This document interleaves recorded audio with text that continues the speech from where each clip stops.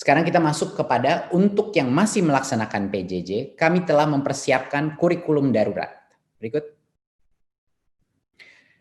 Untuk jenjang PAUD, SD, SMP, dan SMA, SMK, kami telah menyusun kurikulum darurat, yaitu penyederhanaan kompetensi dasar yang ditunggu-tunggu guru. Ini adalah untuk semua jenjang, ya, terutama untuk SD, SMP, SMA, SMK. Dan untuk membantu bagi yang jenjang lebih muda, yang lebih potensi terdampak lebih negatif dengan adanya PJJ, yaitu yang lebih muda jenjangnya, SD dan PAUD, Kemdikbud menyediakan modul pembelajaran spesifik khusus untuk PAUD dan SD, dan berisi panduan untuk guru, pendamping, yaitu orang tua atau wali, dan siswa.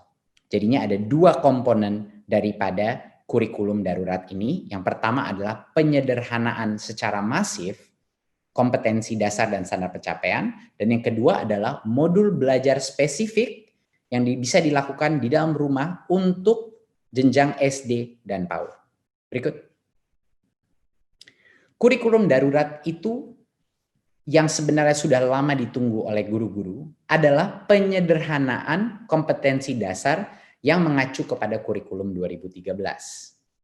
Kurikulum darurat ini mengurangi secara dramatis kompetensi dasar untuk setiap mata pelajaran sehingga fokus kepada kompetensi yang esensial dan kompetensi yang menjadi prasyarat untuk kelanjutan pembelajaran ke tingkat selanjutnya. Jadi ini membiarkan para guru untuk benar-benar memfokus kepada apa yang esensial, jadinya bukan melebar tapi mendalam. Ya. Dan pelaksanaan kurikulum ini berlaku sampai akhir tahun ajaran. Nah, ingin saya tekankan bahwa satuan pendidikan tidak wajib mengikuti kurikulum darurat ini. Mereka boleh, kalau masih merasa nyaman menggunakan kurikulum nasional 2013, silahkan. Tapi bagi yang membutuhkan kurikulum dengan standar pencapaian dan kompetensi dasar yang lebih sederhana, diperbolehkan menggunakan kurikulum darurat. Dan bagi sekolah-sekolah yang sudah melakukan penyederhanaan kurikulum secara mandiri, jangan khawatir, opsi untuk melakukan penyederhanaan secara mandiri itu masih diperbolehkan dan masih diperkenankan. Ya, jadi kita fokus kepada yang poin 2 ini sekarang. Bagaimana menggunakan kurikulum darurat ini sebenarnya apa? Jadi ini suatu opsi bagi sekolah. Opsi bagi kepala dinas masing-masing Pemda untuk menggunakan kurikulum darurat, tidak dipaksakan. Terima kasih. Berikut. Nah, ini sekedar ilustrasi beberapa contoh kompetensi-kompetensi dasar per mata pelajaran. Ini mohon diingat, ini bukan semua mata pelajaran, masih ada lagi mata pelajaran tapi tidak muat di dalam slide ini. Jadi ini sekedar ilustrasi bahwa besar sekali jumlah kompetensi dasar yang dikurangi untuk menyederhanakan fokus dan agar berfokus kepada kompetensi esensial dan kompetensi prasyarat untuk kelanjutan pembelajaran. Jadi apa yang kita lakukan di Kemdikbud? Kita melihat seluruh kompetensi dasar berdasar per mata pelajaran dan kami memilih kompetensi dasar yang terpenting yang menjadi foundational atau esensial yang akan menjadi building block ya atau akan menjadi fondasi daripada pembelajaran berikutnya dan level kompetensi berikutnya. Dan ini adalah juga kompetensi-kompetensi yang sangat penting untuk memenuhi prasyarat untuk maju ke tahap berikutnya. Jadinya ini bukannya kurikulum itu dijadikan kurikulum yang lebih tidak baik atau yang tidak terstandar, bukan.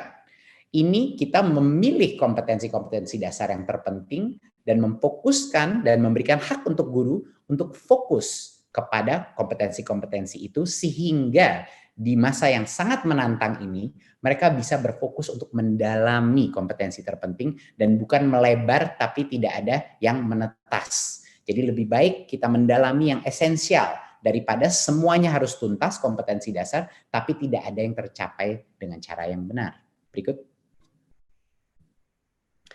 Dampaknya apa kurikulum darurat ini? Yang kami harapkan adalah bagi guru tersedianya acuan kurikulum yang sederhana. Saya terus berbicara dengan berbagai macam guru di daerah dan kepala sekolah di daerah Dan mereka selalu menyebut bahwa mereka menginginkan penyederhanaan kurikulum sehingga mereka bisa diberikan kepercayaan diri untuk fokus kepada hal-hal yang esensial, hal-hal yang lebih menarik untuk siswa, dan juga yang benar-benar kontekstual. Ya, jadi ini memberikan kesempatan bagi guru-guru untuk tidak fokus kemana-mana. Kalau semuanya harus jadi fokus, artinya tidak ada fokus. Jadi kita harus memilih.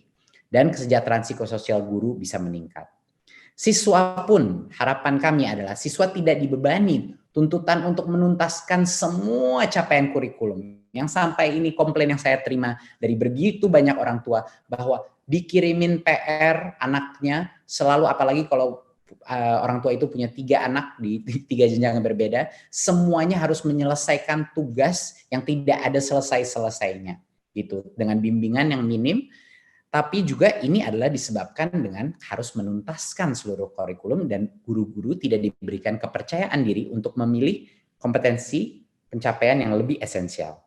Dan tentunya psikososial siswa, harapan kami akan meningkat dan ini akan menyederhanakan kehidupan mereka. Dan bagi orang tua pun sama, untuk mempermudah pendampingan pembelajaran di rumah dan juga menenteramkan situasi atau kondisi yang sangat sulit ini di rumah tangganya. Ya.